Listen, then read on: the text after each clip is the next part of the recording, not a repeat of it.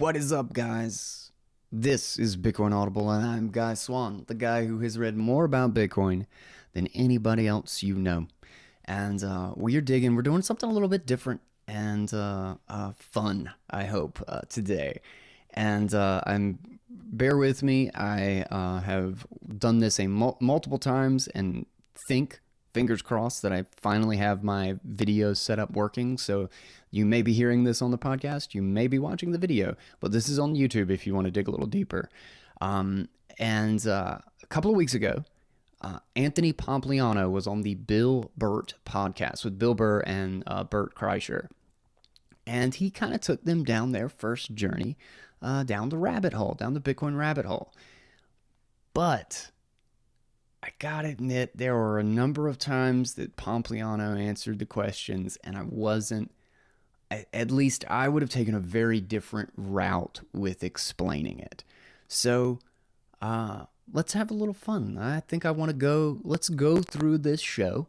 Let's go through episode 20 of the Bill Bert Podcast, go through some of their questions, and let's get Guy's take on the Bill Bert Podcast with Anthony Pompliano. All right, so let's just go ahead and start right into this video, and we'll talk about it as we get to those key Hey, what's up, moments. everybody? Welcome, and it's time for another wonderful episode of the Bill Bert Podcast. There we go. All right, I'm in Hollywood because I'm a big phony.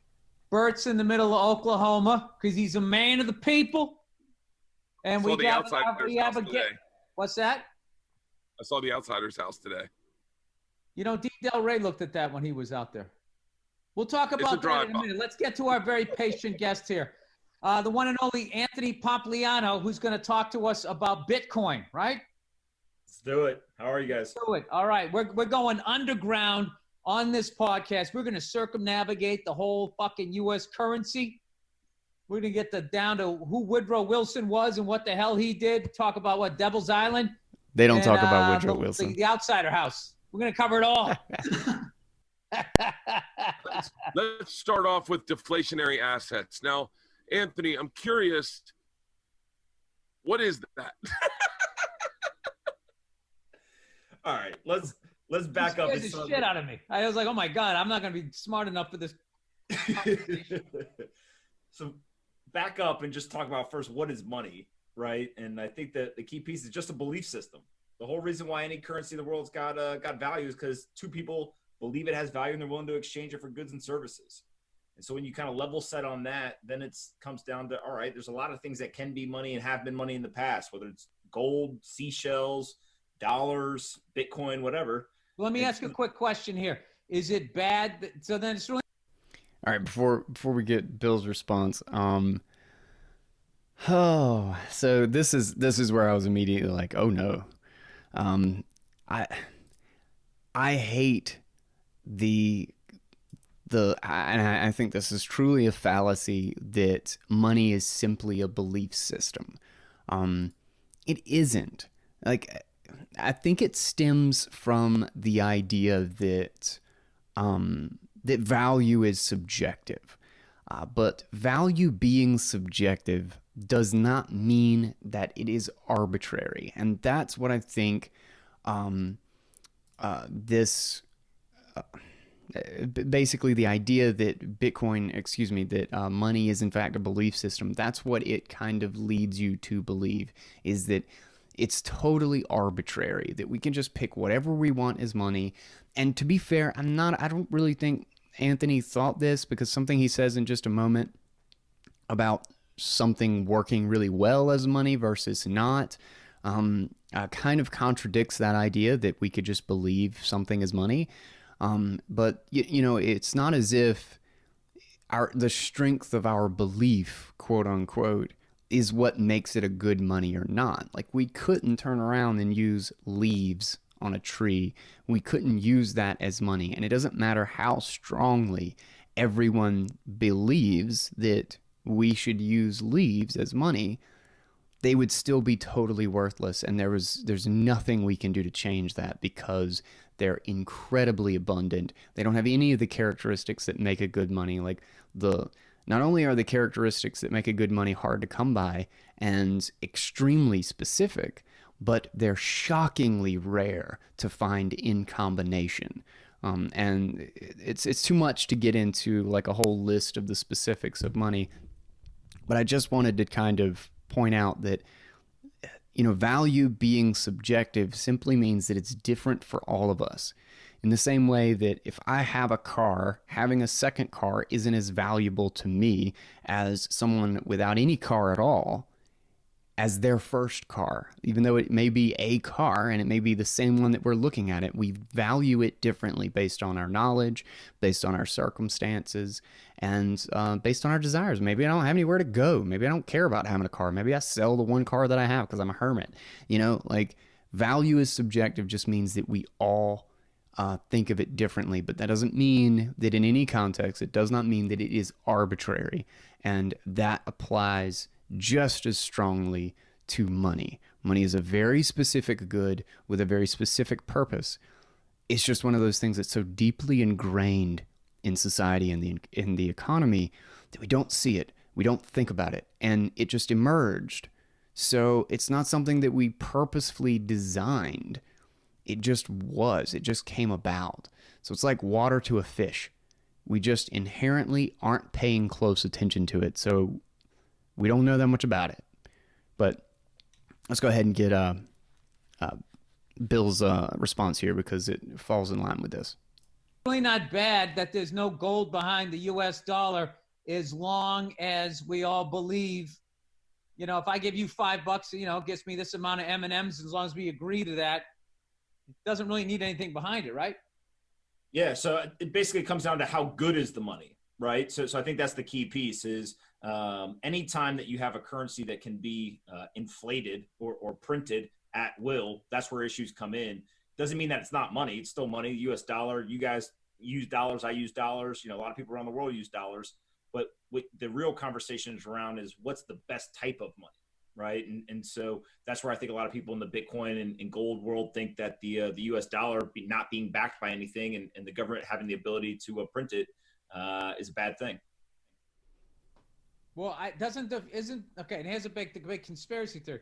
Doesn't the Federal Reserve, aren't they in charge of printing it and all that? And aren't they outside of the federal government?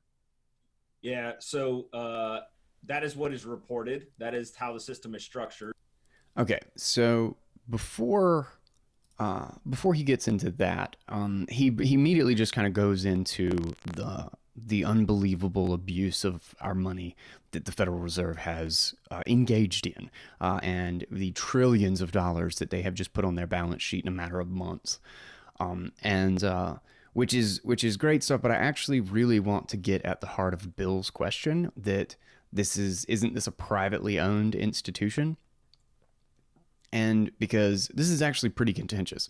A lot of people, I feel like particularly people on the left will call the Federal Reserve a privately owned market institution. And they will generally imply that it is a failure of the market because it's privately owned. And generally libertarians, despite the fact that you can point out that it's privately owned, will not think of it as a private institution, because there's a difference between, at least in my mind, there's a difference between privately owned and a market institution. It does not compete in a market at all. It set itself up. The heads of a group of member banks literally met in secret. Like, it is straight like espionage, sort of like the dark of night, fake names sort of crap. Like, you wouldn't believe how peculiar this story is. There's a great book called The Creature from Jekyll Island, and this was all revealed and admitted to years after it was done by the very people who were involved in it. But after that, it's like, who cares? We already have all the power, so whatever. But they basically wrote a bill, and it was touted, like it was lobbied and sold to the public as if it was a break the bank trust. That they were going to break up the big banks. They were going to take the power away from the big banks and we were going to fix our monetary system for good. And it was the Federal Reserve Act. Lo and behold, the thing was written by the very banks that were writing the campaign to sell it as if it was destroying the banks.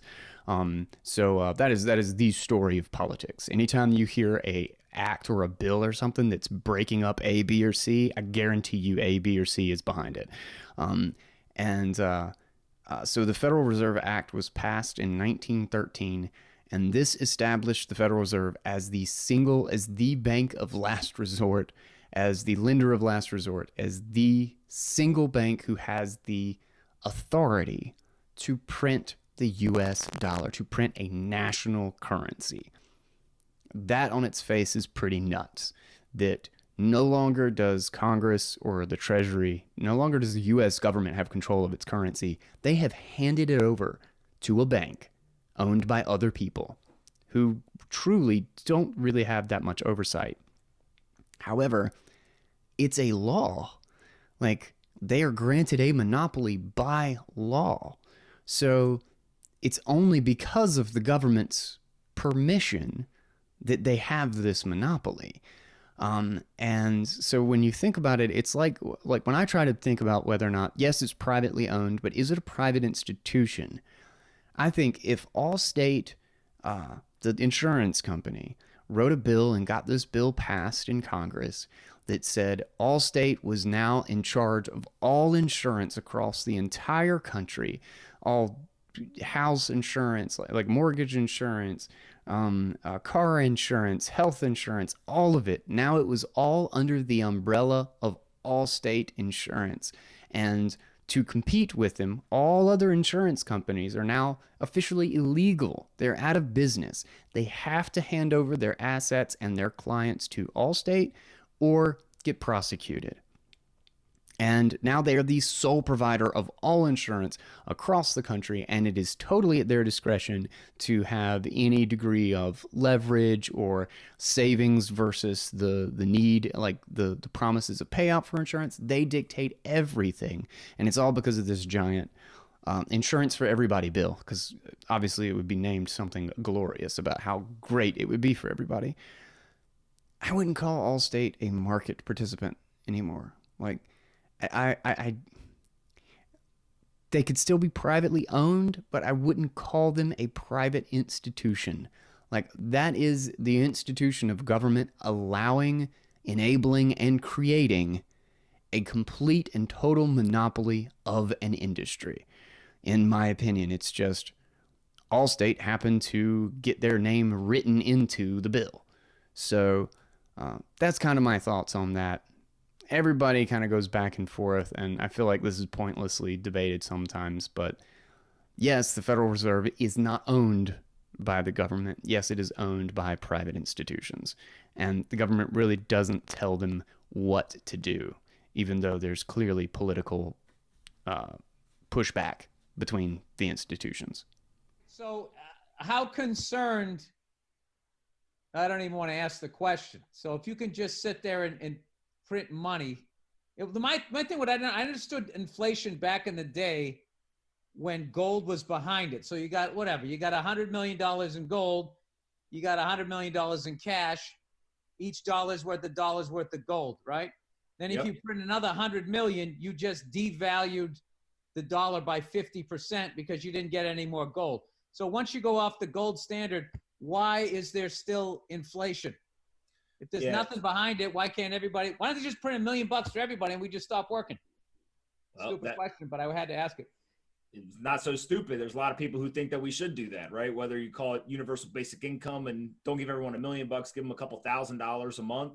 Some people think that modern monetary theory, we should just print a bunch and give it directly to people in other ways. But I think ultimately I think, Pomp, this is a really good opportunity. First off, that's a terrible idea, and I think Bill was very aware that there was something silly about that idea of just print everybody $1 million and we'll all be rich. But it's hard to see why. Again, his analogy was comparing to gold. Like, it makes a whole lot of sense to Like, it's really simple to see if you're thinking of gold as the money and then dollars as a certificate for the money. And if you have $1 million and 1 million gold coins, well, then it's $1 per gold coin. It just is, because that's the exchange certificate. That's the number of certificates versus the number of gold that exists. Whereas you print another $1 million, well, then now you've got $2 million and 1 million gold coins. It's $2 a gold coin. It just is going to be, it's going to work out like that. At first, it won't be. At first, when people rush to buy the gold coins, it will still be $1, but they'll keep bidding up the price. And after it's clear that everybody's running out of gold coins, but there are 2 million people going to buy, and there's, only 1 million of the coins, well, then the coins will get bid up to $1.25, to $1.50, and eventually it'll be $2 a coin. It just will be. And the people who benefit are the people who basically got to the store first. They're the ones who bought it while it was still $1, and the people who got stolen from because there was no extra value created. It just redistributed from the people who had produced the value in the past and had that owned the first $1 million, which technically they should own a gold coin, and now own half of one, because everybody else rushed to the store and bought it after they got printed a bunch of new money. That is the Cantillon effect. The people who get the printed money first, the banks, the financial institutions, buy all the assets when the prices are still low, because they get the money first. And they buy it while the gold coin's still $1. And everybody else waits for it to trickle down in wages and down the ladder of institutions, added new interest rates, and then it's debt at the bottom, and the poor get poorer and the rich get richer. But at the end of the day, money is just a proxy. It's just a tally system for keeping track of favors. So a good example that I always use is that if you have $1 million in savings, the actual stuff that is produced, that is the value. The dollars itself are just pieces of paper. It's just a paper. It's just a paper with a number on it. Like I could technically print one out of my computer, but that doesn't mean that I have $100 worth of value. Like, it's valuable because it's extremely hard to counterfeit, and it could actually work to keep track of other people's favors. But if somebody has $1 million in savings, in currency savings, and this isn't a sound money economy, by the way, this does not count for our current economy, because if you're printing money, obviously this doesn't apply at all. But having $1 million in savings means that you have produced $1 million worth of value into the economy for other people.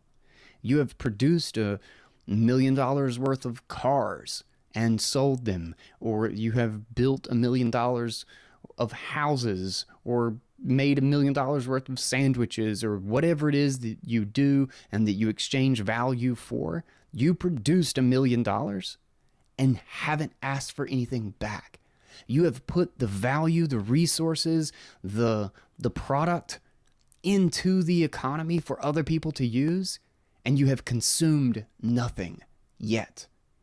You have a ticket, you have a certificate that says, I can consume this much later on because this is how much I have produced according to the voluntary exchange of everyone I have done business with. So going back to the idea of printing money, to print $1 million means that you are able to take $1 million worth of stuff, take $1 million worth of value out of the economy without ever having to produce anything.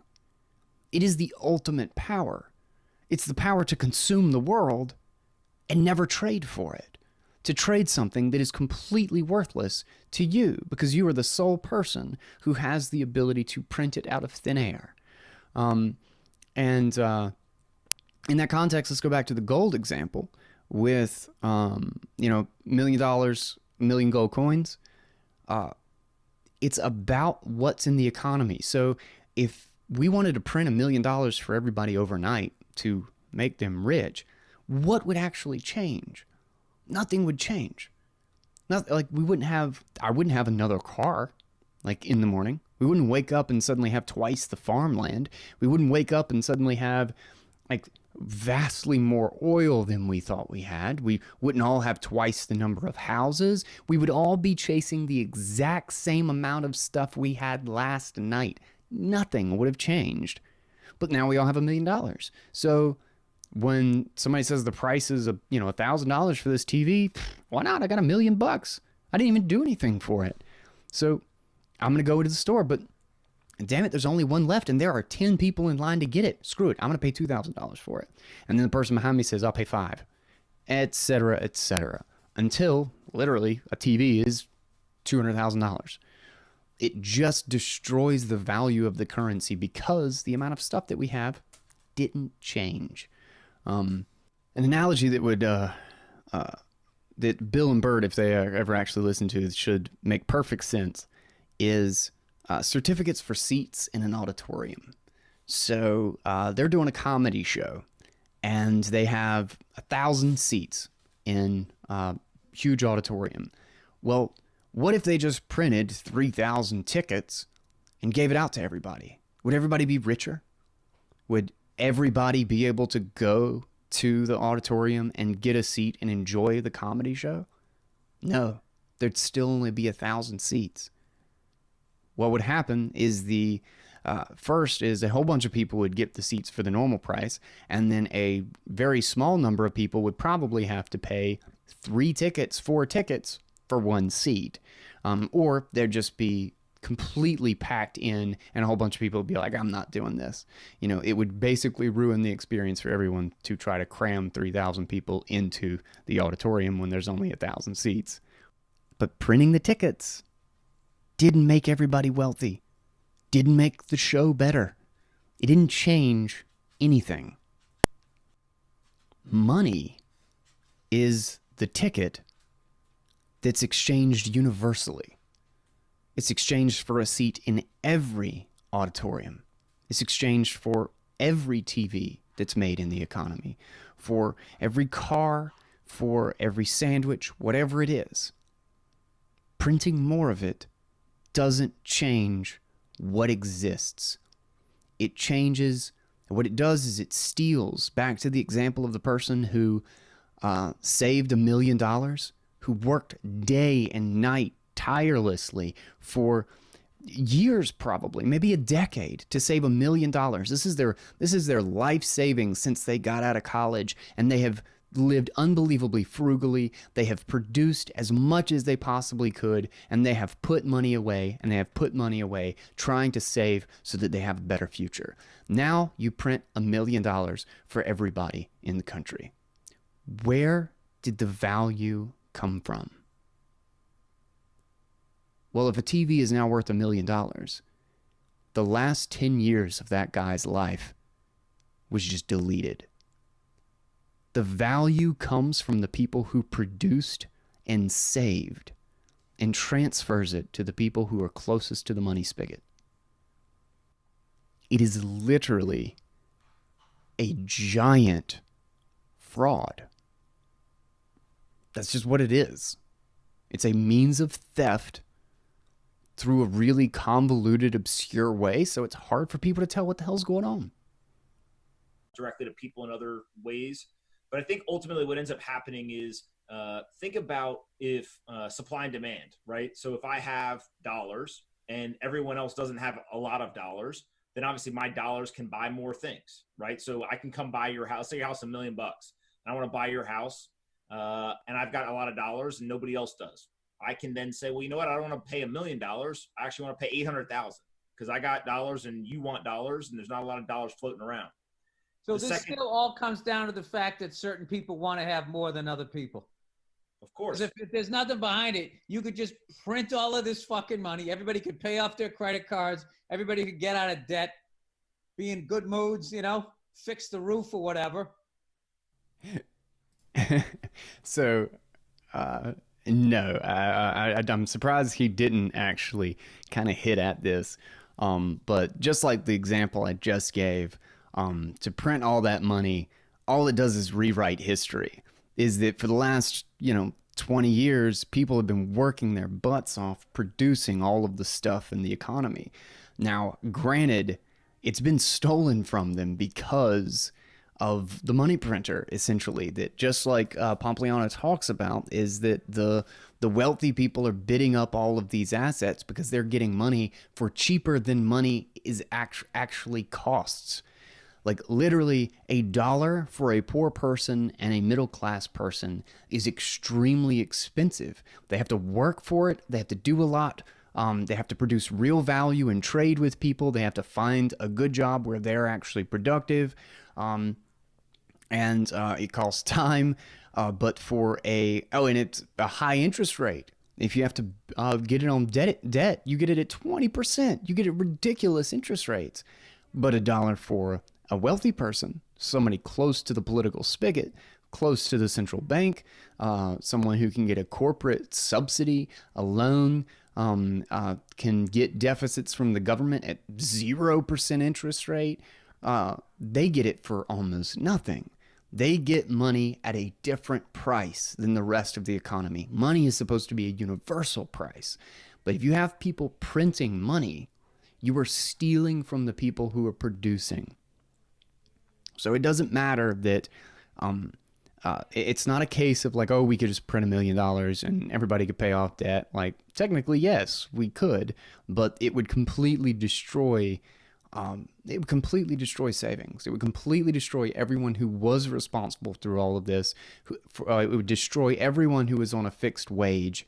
Even if they paid off their credit card debt, they'd have to turn right around and go back into credit card debt because their wages would still pay garbage. If you printed and gave them $1 million and they're making $30,000 a year, well, their wage is still going to be $30,000 a year, but now to go to the grocery store and fill up a grocery cart, it's going to cost $43,000 because you just gave everybody $1 million. You just pumped so much money into the economy. They are still the ones, debt-free or not, for a minute and a half. They are still the ones who get absolutely obliterated by that sort of monetary policy. But technically, they are also the ones who have been robbed blindly since 1971. So there is actually, dumb as it may be, an argument to be made for printing money and giving it to poor people, just because the system as it is so shockingly unfair. But it's not a solution. It's just a different kind of problem. No, basically. Be in good moods, fix the roof or whatever. But then people be like, well, if that guy across the street has the same kind of roof as me, then what? That doesn't make me feel special. Well, see, it's even worse than that, right? So here's the big thing. I keep saying that the virus basically exposed all the shams in society. And one of the biggest shams is all of this quantitative easing. People basically call it's universal basic income for rich people. So what do is they print a bunch of money, they push it out into the economy, asset prices go up. So if you're holding stocks, real estate, all these different assets, the prices of those go up, but the currency gets devalued. All right, let's so if you skip think forward a little bit. Poor people, rich we've people talked about own this a lot on the assets, show. And 50%. I do obviously recommend actually going and listening to this whole episode because it is really good, and he dives a lot into the Federal Reserve, into how blatantly corrupt our financial system is and who exactly benefits and who gets obliterated by it. But those were the things that I really, took issue with. Those were the good things. So I'll just link to that in the show notes. And if you're watching the video, it'll just be right there under in the description. So if you want to watch the full thing, hit it up. But we're gonna skip ahead a little bit right here. But the point well, being, they always have like the spokesperson. I do find it funny though. The president is always trying to guess. Are they going to raise rates? Are they going to go down? They're literally telling you that the president has no fucking control over these people. Everybody has lost a shitload of fucking money for the most part during this pandemic, except for the banks. Like they can't hit just pause on the economy like everybody's been saying. And when we all get back to work, you just pick up again. at your next payment. They're like, we'll give you a 3-month breather, and then you owe us 4 fucking months. But 45 million people lost their jobs. That's the crazy part about all this. 45 million people lost their jobs over the last 4 months, yet the stock market's hitting all-time highs. This is one of the craziest things. Like, if there was ever... Prices aren't just arbitrary. Prices are incredibly information-dense measurements. They're measurements. And if you start screwing with the ruler, the thing that you're using to measure, the measurement itself just becomes meaningless. If I measure my house one day and it says 42 feet, and then I measure it the very next day and it says 88 feet, but my house isn't any bigger. I live in the exact same house in the exact same spot. It doesn't mean anything. I don't learn anything useful. And to take that into the economy and be like, look, I'm twice as wealthy as I was. I'm not. I have the same freaking house. What happened is that my tape measure sucks.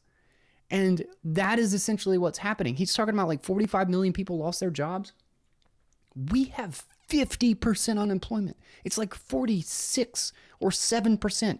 Half of working age individuals who were trying to get a job or had a job are out of a job. And the stock market is at all-time highs. Are those prices meaningful? No, they don't mean anything. They have nothing to do with the value of those companies. They have nothing to do with the productivity. They have to do with how many dollars are chasing that industry that have yet to leak into any other. It's just being pumped up when the market was screaming at us. We had like a 50% drop with the beginning of the COVID crisis. The drop was actually 30%. Just kind of got it mixed up with unemployment there, so correcting this in the edit. The bubble popped, which we've been, inflating for damn near, since 2008, 2009, we've been reinflating the same bubble, essentially, just moving it into the financial markets a little bit more heavily. They reinflated this bubble, and basically the market was screaming at us that interest rates are too low, that we don't have all of this value that we pretend that we are having, that, holy crap, we're measuring our house at 88 feet and it's still just 42. Our tape measure is all kinds of screwed up, and the market plummeted. The market was screaming at us to stop doing what we are doing, to stop thinking that we just doubled the amount of house space, because what are we doing? We're making plans on that. We're thinking that we can now I think that I'm going to rent out 2 rooms because my house is bigger, but it's not any bigger. I don't have 2 rooms to rent out. And that's what happens across the economy. We plan as if we have all of this value that's fake. It's not there. It's a giant Ponzi scheme. We're fudging the numbers. We are manipulating the books. We're cooking the books so it looks like we're wealthy. And then when that price plummets and it tries to correct and it tries to get us to actually change our behavior, to stop investing in these zombie companies that are worth billions of dollars and have never made $1 worth of profit, instead of doing that, they turn right around and they cook the books 10 times harder. They just print $6 trillion and dump it into the markets. They buy up assets. They buy up bonds. They lend. They do another deficit. They do a bailout. They do more subsidies. They do loans at 0% interest rate. They just flood it with money. And then all the prices go right back up, and it's like, don't worry, everything's cool.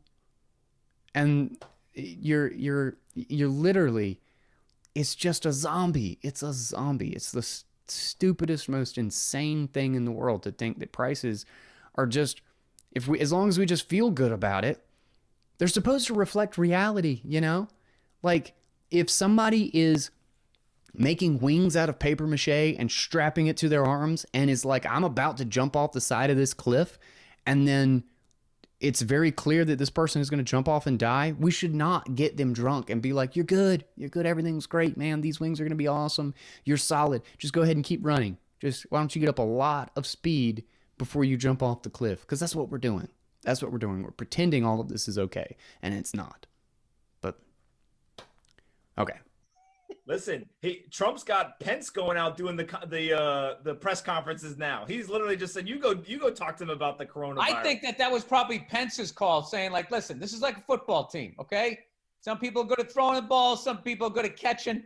You know, some people sit on the bench every once in a while."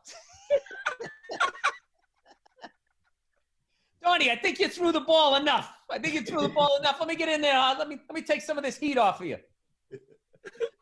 I mean, he just has got one thing after another. And the Twitter account, by the way, is like the best weapon ever for a president to have if you're going to just say crazy shit. Because now you just say it right to the people, right? That's basically what he's done. The guy, there is absolute genius to what he's doing, but I feel way better as an American if Mike Pence is talking. Because then I'm like, okay, here's somebody sane. This guy is like fucking putting, I don't see him telling me to put household cleaner in me. Well, it worked for a countertop, you know. Why not your fucking respiratory system? Thanks, Donnie. It's true. What about Joe Biden? Dude, Donald Trump is so fucking nuts. Like, I can't stand Joe Biden. Joe Biden, I am afraid that if he becomes president, like, it'll be literally like falling asleep at the wheel. Like, we're gonna wake up, the whole country's gonna wake up in a cornfield outside of the car, like, what the fuck just happened? But like, I mean, I don't know. I don't know. I don't know shit about politics. I'm calling this next election the dud versus the dope, and we'll see what happens. We'll see what happens. But let's get back on how do I circumnavigate this whole fucking system, okay? And get into, like, I mean, is this what I'm supposed to do? I'm supposed to take my my George Washingtons, my Abe Lincolns, and all of those, and then who's on the Bitcoin? Nobody. Look, the whole value prop of that guy from Twitter, or the dude from MySpace. Remember that picture? If you stick that on every fucking Bitcoin. Anthony, can you explain who Satoshi is, and just start with that, like how it came up and like what? Wait. Hold on. Let's start with what the fuck a Bitcoin is. I don't even know what it is. This is it. Yeah, this is All it. Right. This is the guy who made it. So, long story short is there's something called a double spend problem. So. Okay. So he kind of just gets at the heart of what Bitcoin solves here. To just answer, like, what is a Bitcoin? It's an accounting system. Like, the software itself is just a provably secure, nobody can cheat it accounting system. So just like you have quote unquote dollars in a bank, but it's just points in an account. Well, Bitcoin is that, except that there's no bank. It's, again, like the example I gave earlier, nobody is behind it because everybody is behind it. So imagine all of the software and the security and everything that your bank does is to keep their account secure and to make sure that everything is balanced and that everybody who owns this balance is the correct owner and only they can spend it, et cetera, et cetera. All of the service that a bank does in keeping it safe, well, that is distributed, and every single person on the Bitcoin system who's running the Bitcoin client is doing that job all together. So rather than one bank doing it and having an admin key to change things at will, everyone is doing the job all at once in tandem and checking each other's work so that no one has an admin key. No one can change it. It just is. So that's what a Bitcoin is. It is the ownership of Bitcoin is with a cryptographic key. So just like you have a password that prevents anyone else from getting into your account, well, Bitcoin has a really serious, impossible to counterfeit password, a key that locks every single address on the Bitcoin system. And your goal, your responsibility is to keep track of and secure these keys because they are the ultimate security. And you can do that without any institution, or you can do it with. And there's a million clever ways to break these keys up and make it so that even if you forget it, or even if you lose a device or something like that, you can actually get your coins back. It's taken a lot of development, a very long road to get to that point. But it's actually very fascinating what you can do with this technology. It's like programming, you know, at the beginning of the internet, there wasn't a whole lot there, and there wasn't a lot that you could do with it. Streaming didn't come around for 20 years, but when it came around, it was awesome. And that's kind of where Bitcoin is right now. We're still in that process of figuring out all the major tools and technology, but it's absolutely getting there. And it's fascinating what capacity and capability we're going to have with it in the future, and really that we have right now. It's just not widely distributed. It's just we're finally touching that future. Some of the stuff that I've been using more recently has just been blowing my mind. I'm loving some of the protocols and software and stuff that's built on top of it in the last year or so. Really, really major leaps in 2019 and 2020. So yeah, that's what a Bitcoin is. It's a digital point that's provably scarce and that can't be cheated. So if you own it, you own it. Period. End of story. No one in the world can contest that. Not the President of the United States, not the greatest military, not the Chinese dictator, nobody.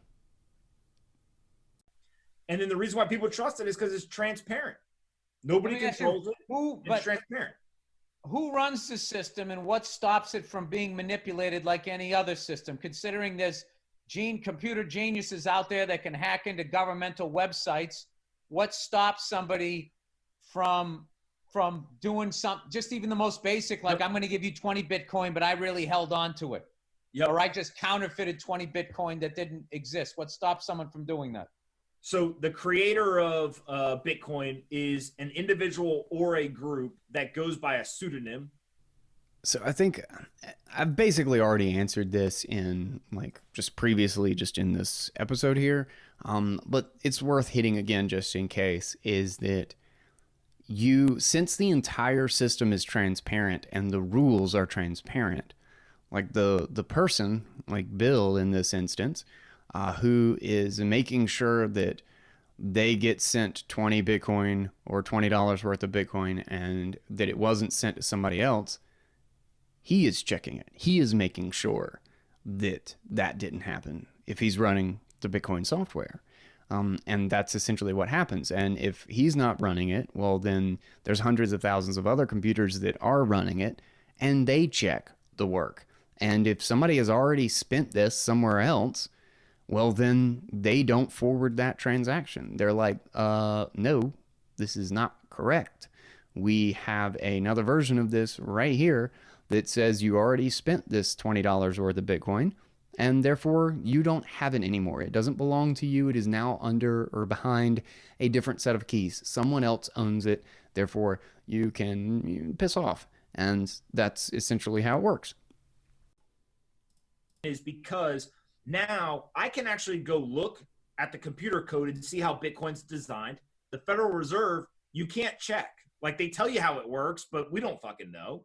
Then in the traditional system, I don't know all the transactions that happened. They tell us what happened, but we don't know. In this system, you can go point at every single transaction and who sent money to who.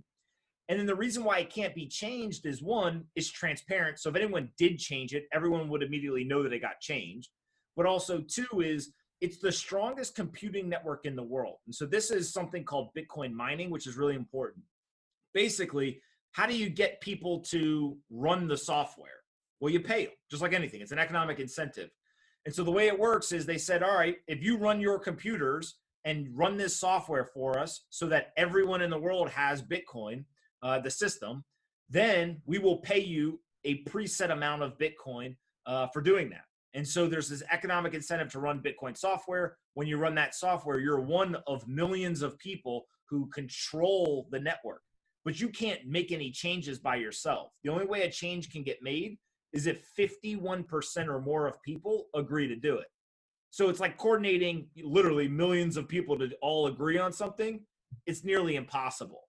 And the only way it changes is if more than 51% agree to actually do the change.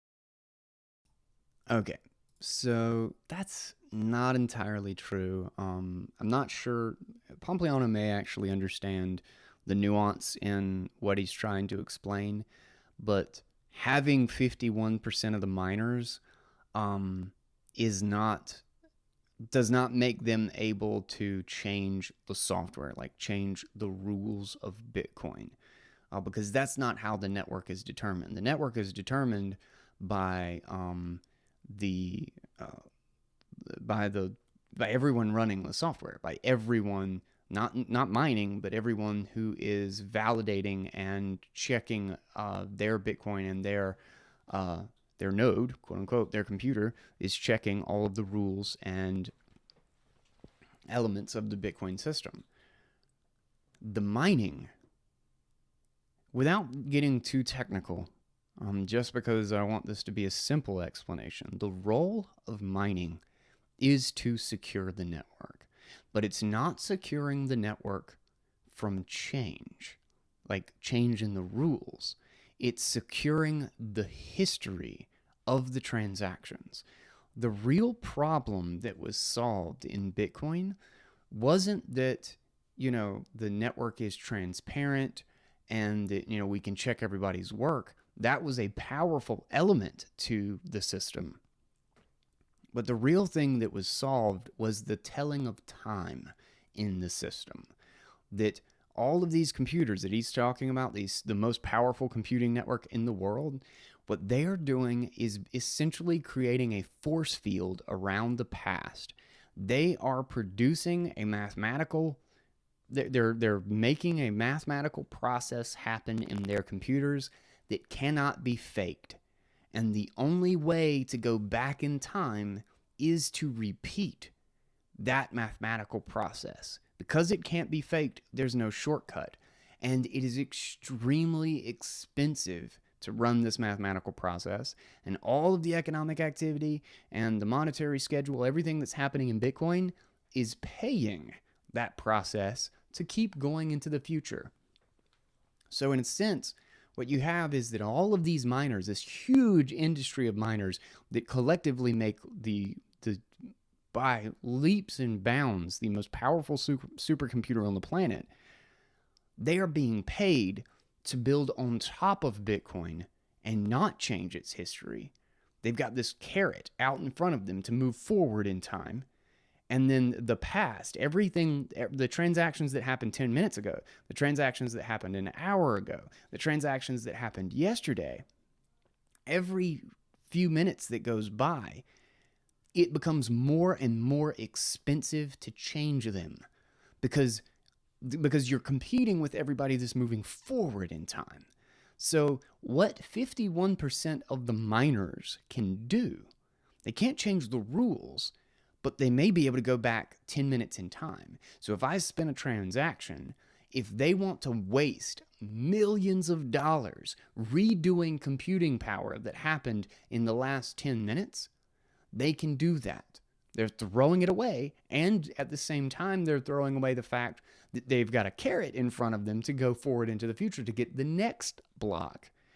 But they can maybe take one step backward in time and undo the transaction, and then it's back in the mempool, it's back in the network, waiting to be confirmed again. That's what it's called, to have a transaction that gets included in the Bitcoin chain.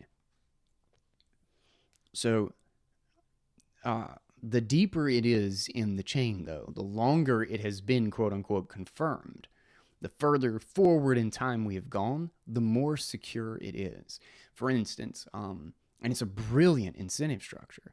Like, it might cost like $600,000 or like $1 million or something to go, 20 or 30 minutes or something backwards in Bitcoin's history. But then it might cost $20 million to go back a day. It might cost $50 million, hundreds of millions of dollars. The further back you go, the more it costs to edit anything in the system. And that's why if you've been holding on to, a Bitcoin balance for weeks, you basically have the highest guarantees ever. You have the highest assurances in any financial system whatsoever that there is no going back. You have those coins. That transaction is spent. End of story. And it would cost somebody millions and millions and millions of dollars and an enormous amount of time, while other people are getting paid to make it harder and harder and harder for them to do it while they're trying to undo or change anything about that transaction. And that is the brilliant incentive structure of Bitcoin that has worked at an incredible level since its beginnings, and it's only gotten so much stronger with time. So it's really a fascinating thing. The whole idea is how do you shut down those systems? When Hollywood was freaking out saying you're breaking the law, all that kind of stuff, right? They basically said, look, we're going to go and we're going to raid He's whoever's talking got about the servers. online so we piracy. shut the servers right down here, and actually kill the servers. There's a central point of failure. And there's a CEO of the business. We're going to go arrest them. So if you remember like the fucking Kim.com thing where they literally like sent a SWAT team and they infiltrated his property in New Zealand or whatever the hell happened. So like that's the way you kill these kind of quote unquote decentralized services that weren't actually decentralized. With Bitcoin, if they said, hey, we want to shut it down, they'd have to go shut down millions of computers around the world. It's not possible. So the only thing the government's likely to do if they did anything is they would outlaw Americans from owning it, right? They did this with gold. Back in like the 30s, they said it's illegal if you're a U.S. citizen to actually own any gold. And so they could do that and prevent you and I from buying it. Why did they do that? Well, because that's when they... Yeah, so he actually had a pretty good explanation here. Like BitTorrent is probably the best analogy for how Bitcoin stays alive. Like if you knocked off half the nodes on the BitTorrent network, I mean, it wouldn't do anything. Like BitTorrent continues working fine. And basically the same with Bitcoin. Like in fact, I have a node, quote unquote, in the cloud that I just had a problem with because I was trying to, go into some command line, make some changes to the node, and I'm an idiot and I made a mistake, and it corrupted my database, and I had to start from scratch. I had to boot it back up. I mean, all my coins and everything are fine. That's separate, and does a very good job of keeping it secure, even from idiots who like to tinker. But I had to boot it back up and start it from scratch, which takes a little bit of time to catch up with the network, and the very long loading process, I guess you could say. But I just went off the network and I just come right back on, and that's kind of how it is. Like a node just went down and it came right back up, and that is true of the hundreds of thousands of computers that are running the software. If 50,000 of them went down, if China just basically just went to door and just shut down everybody's computer that they thought or they could figure out was running Bitcoin, it wouldn't do anything. It wouldn't shut down Bitcoin. It wouldn't make Bitcoin inaccessible. It would be exorbitantly expensive and basically have no effect. In fact, people over here, like, you could still use it and connect to it, and people wouldn't even have a clue that anything happened. And what's funny is they actually advertise in this for ExpressVPN. In fact, because they take the chance here. VPN at expressvpn.com/Bill Bert. So that's their shill link, right? Yeah. And ExpressVPN is a great example of a service that hides or changes where you are in the world. A lot of people use it so that they can, because content on Netflix or something isn't available in their country, so they'll log into a VPN from the United States, and then they can watch the content on Netflix, or they can watch it when it releases in the United States rather than waiting for it to release in France or Germany or whatever it is. So that VPN is a great example of why you wouldn't be able to go to door and just shut them all down. That's another thing that a lot of people have in Bitcoin is either they run on the Tor network, which is a privacy network that makes it impossible or insanely difficult to figure out where everybody is, or they use something like ExpressVPN, which hides where they are, and therefore, China will go to the wrong door. The government or whoever it is trying to shut it down. It's a lost cause. It is a game of whack-a-mole like nobody's business. The same reason that they failed after billions of dollars spent and a decade of fighting BitTorrent. There's nothing. They didn't do anything to it. Like it was not even slowed down. At one point in BitTorrent's at BitTorrent's peak use, it was a full 75% of internet traffic, of all internet traffic. That is with the MPAA, the RIAA, most governments in the modern world fighting it, people lobbying for it, billions of dollars spent arresting people. That is not a failure. That is an overwhelming, shocking success. Most of the traffic on the internet was this decentralized protocol. And that is a key piece. The key reason that was impossible to shut down is absolutely integral to how Bitcoin works as well. So it's banning it, shutting it down. I don't see that as feasible in the least.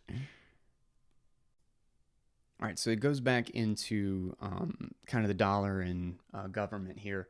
But we're kind of changing gears. He's talking about like how Bitcoin is slowly creeping its way into kind of the legacy economy.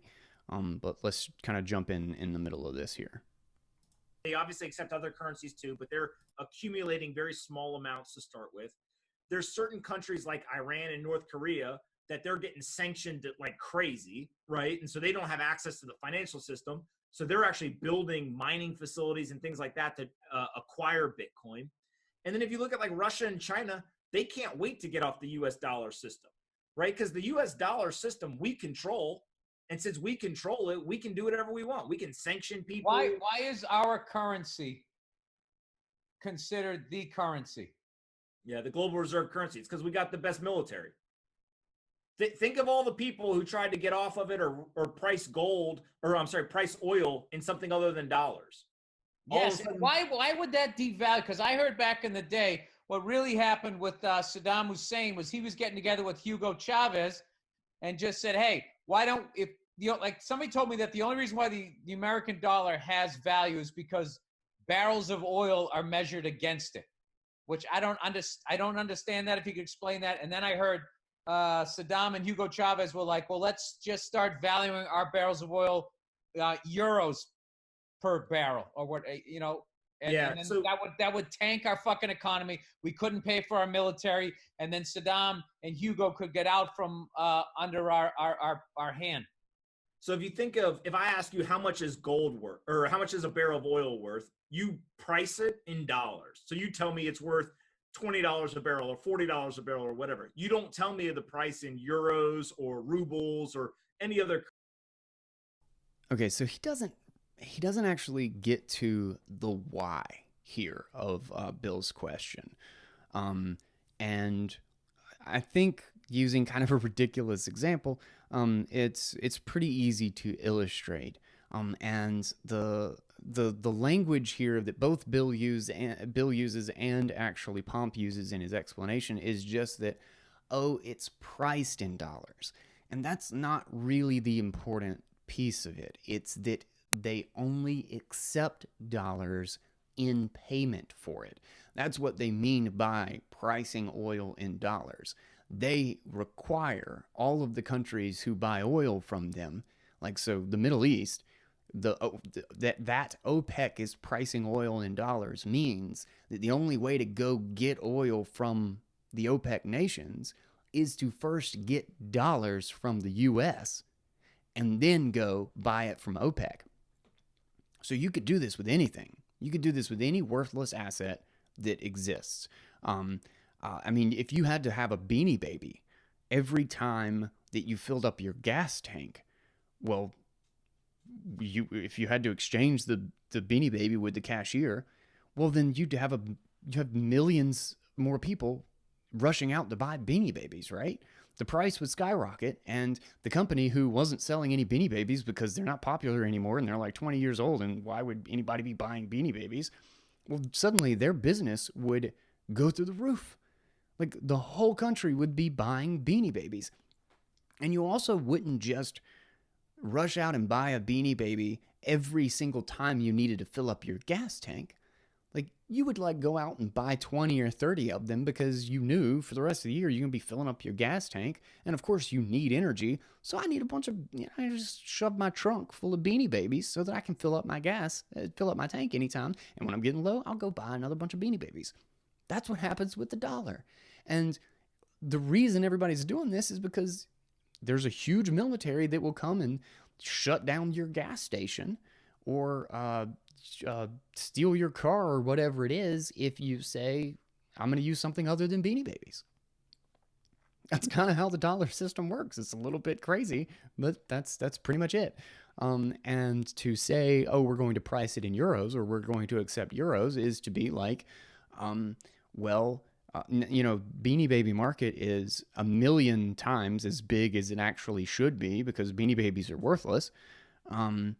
Then suddenly the gas station is like, I'm going to use baseball cards. You have to give me a baseball card. You can't give me Beanie Babies anymore. I don't accept Beanie Babies. And then all the gas stations or everybody who's the, 3 main companies that sell gas all around the world say, all right, we're switching from Beanie Babies to baseball cards. What happens to the price of Beanie Babies? Everybody's got a trunk full of Beanie Babies that now can't do nothing. Like it doesn't fill up a gas tank. Now it's just a bunch of freaking Beanie Babies. Everybody's dumping them as soon as possible. And in fact, they're less than worthless now because nobody's even buying, nobody even wants them. They're basically free. And now the cost is to get rid of them. Somebody has to take all the Beanie Babies. So it just costs money to set them all on fire so you can get rid of them. And that essentially is what would happen to our currency, to the dollar, if it was no longer the standard for purchasing oil in the world. That is what props up the dollar standard, and that is also how weak it is. That is why we've had a consistent, basically unmoving military presence in the Middle East since like the 60s or 70s or something like that. It's just like if there is any hint of going off the dollar standard, it must be protected because you don't want that Beanie Baby market to crash. Oil being priced around the world in dollars is one of the main reasons why the dollar is the global reserve currency. Now, the reason why it's priced in dollars is because we have the strongest military. And so we basically went around the world, and after we won World War II and all this stuff, we basically started to say, look, we are going to protect the world. In exchange, you're going to use our currency, right? And that's overgeneralized, but that's basically what happened. And so now all of a sudden, you've got a bunch of countries like Russia, China, et cetera, that are coming out and they're publicly saying, this system is great for the U.S. and it's painful for us. Yeah, basically, if you have to buy a Beanie Baby and someone is just basically making billions and billions of dollars off of Beanie Babies and not producing anything of real value, they're just basically forcing everybody to buy them, well then yeah, it's crappy for everybody else and it's great for the company that's making Beanie Babies. But we're going to skip ahead because he talks about how oil went negative. They get into kind of like the military industrial complex, like a bunch of stuff that I don't think we need to hit. And there's just a couple more things, even though we're halfway through it, there's a couple more things that I want to hit before we close. And then I'm supposed to believe in Bitcoin, which is still created by humans. That's why every form of government doesn't seem to work in the end, is because it's run by humans and we're all incredibly flawed. How do I now go from this shit and not feel like I'm jumping out of the frying pan into the fire? So basically the way I think about it is there's two financial systems right now. There's the legacy one, which is the dollar-based inflationary system that. Okay, so he basically compares the two, which I think was a good idea. As far as like answering the question goes, is just that, like, how do you trust Bitcoin? It's like, well, if the only alternative is this legacy system that you can so obviously not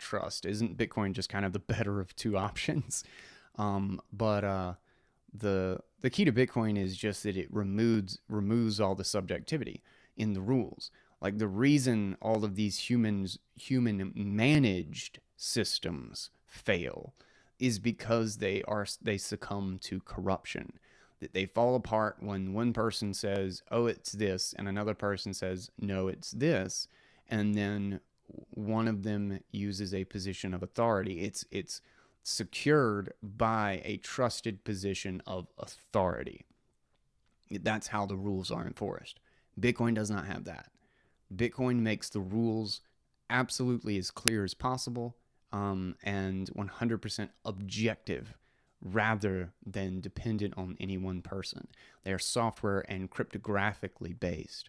So it can't be corrupted because it's not run by humans. It's run by a piece of software, and it is run by a hardened, deeply secure, has existed in the wild for 11 years with tens of thousands of the world's most prolific hackers trying to beat the crap out of it, and it has existed. And the longer it continues to exist and continues to survive and proves that it is as sound and as secure as we know it to be, it will only be it will literally be the obvious example or the obvious choice between this and the clearly provably corrupt legacy system that he's comparing it with.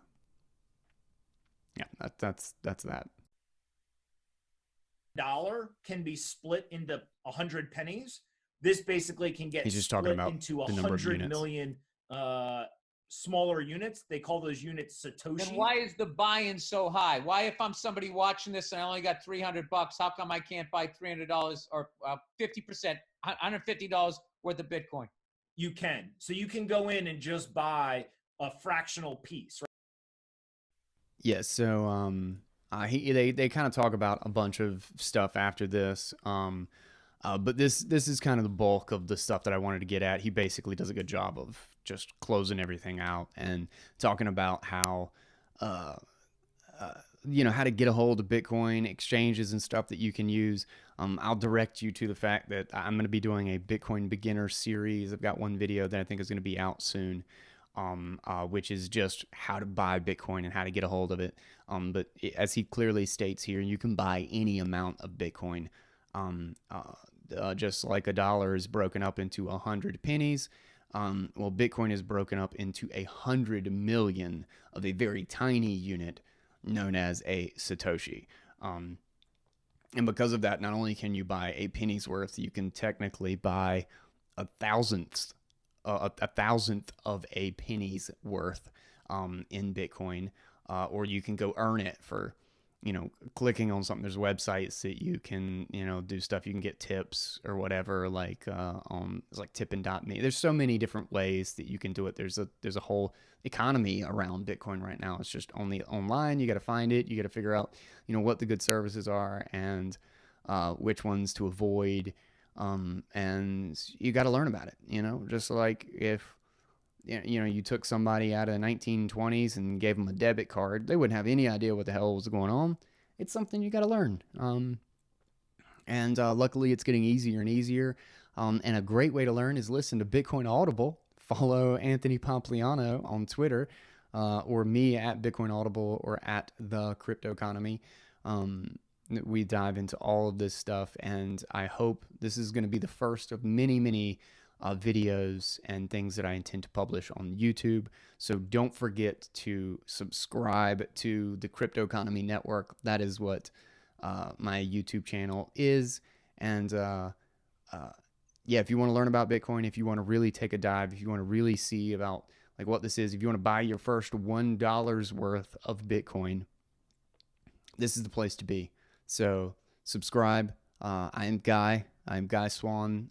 Any questions you have, feel free to shoot me. Like I'm here to help. This is what I do all day, every day. I'm the guy who's read more about Bitcoin than anybody else so I probably have the answer to whatever it is you're looking for, and I'm happy to help. With that, we won't go any more into this. Don't forget to check out this episode, Bill Bert Podcast, episode 20. Just the Bill Bert Podcast in general is a freaking hilarious and fun show, and Anthony does a great job with this episode. And I really encourage you to listen to it if you enjoyed this episode and any of that you heard, if you didn't actually grab it before listening to this guy's take show.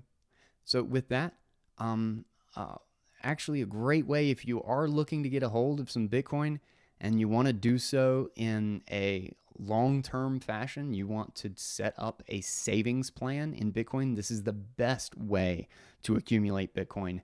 Hands down, no questions asked. To buy it regularly over time. It's volatile, man. The price is all over the place sometimes, but over any mid to long-term span, it is almost always, historically, it has gone up. And that is because it is a long-term asset. We are at the very beginning of the technological breakthrough that this is unleashing, and it should be treated like a long-term savings plan. And that's why my favorite service right now that I'm so glad is finally available is swanbitcoin.com. No relation to me, and it's Swan with one N. It's the bird. But swanbitcoin.com/guy is my affiliate link. And that will get you $10 free to start off. So talking about wanting to get a little bit of Bitcoin, that's how you do it for free. You use that link. Go to Swan Bitcoin, sign up, and get a savings plan. You can buy $5 every week. You can buy $50 every paycheck or $10 a month, whatever it is. You set how much you want to buy.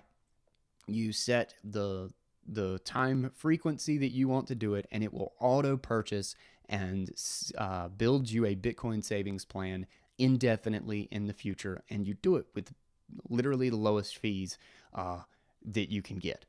So that is swanbitcoin.com/guy. That is definitely the method that I recommend. But another one that's really, really easy and that you may already have access to is Cash App. The Cash App on your phone, just set it up. You can send money back and forth from friends. Well, right in the app, you can just go buy Bitcoin. Fees are a little bit higher than Swan Bitcoin, but it's also a very easy way to do it. So that'll do it. I think we're good. All right. Thank you so much for listening. Don't forget to shoot me a comment down below. Leave me a criticism. This is, let me know what you thought of the first Guys Take Response video. What did you love about it? What did you hate about it? And what questions do you have about Bitcoin? What did you feel like I didn't answer, or what made you what are you curious about? And I will definitely be back for more. And until then, I'm Guy Swan, the guy who has read more about Bitcoin than anybody else you know. Take it easy, guys.